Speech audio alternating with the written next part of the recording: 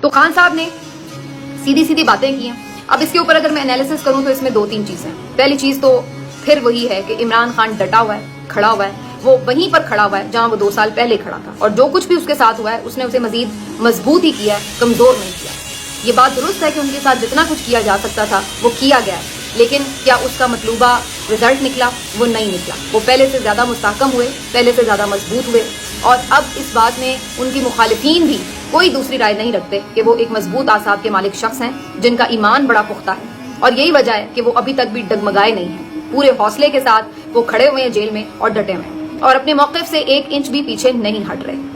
وہ بے خوف ہیں, اور انہیں جب کوئی شخص موت کے خوف سے آزاد ہو جائے تو پھر آپ اس کو کسی طرح بھی ڈرا نہیں سکتے, کیونکہ سب سے بڑی کسی چیز کے لیے انسان اگر تگ و دو کرتا ہے تو وہ اس کی زندگی کی بقا ہوتی ہے. لیکن جو شخص موت کے خوف سے آزاد ہو جائے تو پھر آپ اس کو ڈرا نہیں سکتے, اس کے بعد اس کی کوئی کمزوری رہ نہیں جاتی. تو عمران خان صاحب بھی اب اسی لیول پر پہنچ چکے ہیں کہ جہاں پر ان کے لیے زندگی یا موت اب کوئی معنی نہیں رکھتی. وہ سمجھتے ہیں کہ وہ جو کام کرنے آئے تھے وہ کر چکے ہیں, ان کی قوم جاگ چکی ہے اور سارا سسٹم ایکسپوز ہو چکا ہے, تو اس لیے وہ اپنا کام آلریڈی کر چکے ہیں.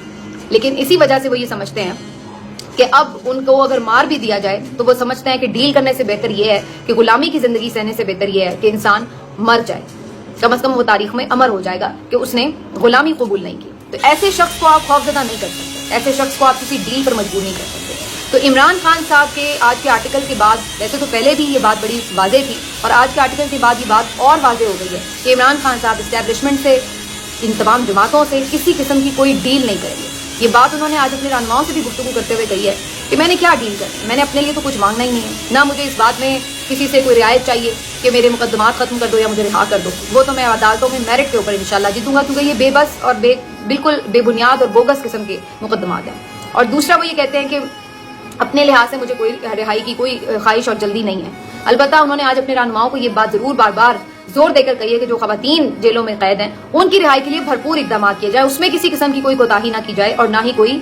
کمزوری دکھائی جائے. تو اس کے اوپر انہیں ضرور فکر ہے. لیکن اپنے حوالے سے وہ پہلے بھی ان کے لائرز یہی کہتے ہیں کہ انہوں نے کبھی نہیں پوچھا کہ میری ضمانت کب ہوگی, میں کب باہر نکلوں گا, مجھے نکالو, یا کوئی انہیں اس حوالے سے پریشانی نہیں ہے.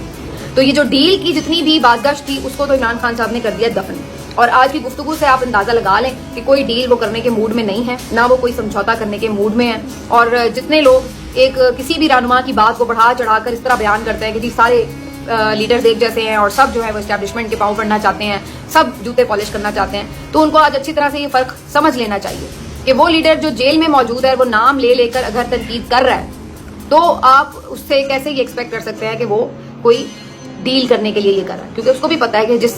جس لیول پر وہ جا چکا ہے اس کے بعد کیا اس کو ڈیل ملے گی یا کوئی رعایت ملے گی, اور وہ تو ہم دیکھ چکے ہیں کہ دوسری طرف سے کس طرح کا جواب آیا.